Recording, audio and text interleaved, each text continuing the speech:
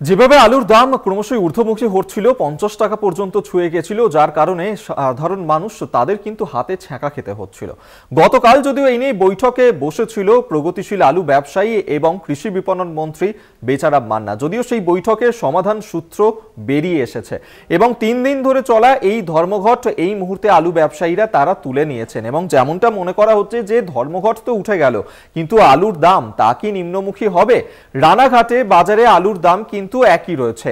চন্দ্রমুখী আলু বিকোচ্ছে 40 টাকা কিলোয়, জ্যোতি আলু কিলো প্রতি 38 টাকায় বিক্রি হচ্ছে।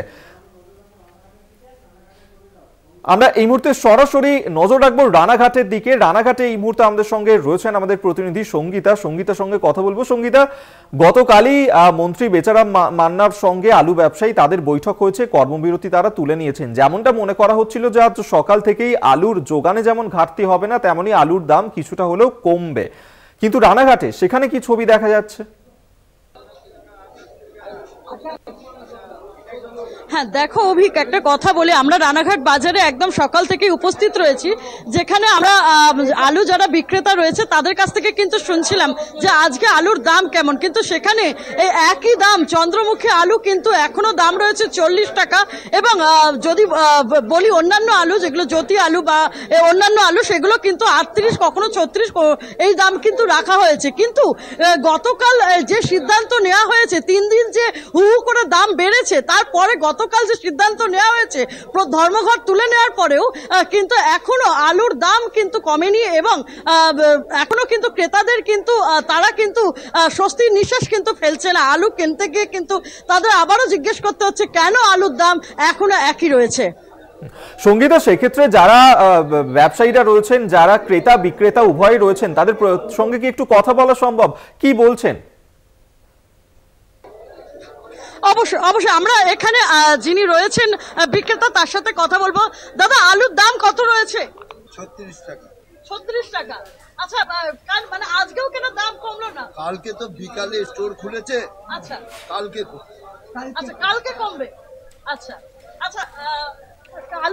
আলুর দাম যেখানে দেখো বিক্রেতা কিন্তু বললেন যে আলুর দাম কিন্তু 36 টাকা রয়েছে এবং কিন্তু যেটা হচ্ছে চন্দ্রমুখী আলু তার দাম কিন্তু 40 টাকা, কিন্তু দাম কিন্তু আজকে কমবে না, যেহেতু আজকে সকালেই যে ব্যবসা চালু হয়েছে আলুর, কিন্তু সকালেই ব্যবসা চালু হয়, সেখানে কিন্তু যেহেতু তারা আগেই কিনে রেখেছে তার জন্য কিন্তু আলুর দাম এখনো কমেনি। এই যে ধর্মঘট তারা চালাচ্ছিলেন, সেই কারণে কিন্তু আলুর যোগানেও একটা ঘাটতি দেখা দিয়েছিল। গতকালের বৈঠকে তারা ধর্মঘট তুলে নিয়েছেন, রফা সূত্র বেরিয়েছে। আলুর যোগান তা কি এই মুহূর্তে যথাযথ রয়েছে? হ্যাঁ, আমরা সেটাই শুনবো। আচ্ছা, আলুর যোগান কেমন রয়েছে? আলুর যোগান নেই। আলুর যোগান নেই কেন? কাল স্টোর বিকালে ডিসিশন হয়েছে আজকে যোগান দেবে। আচ্ছা, আজকে দেবে।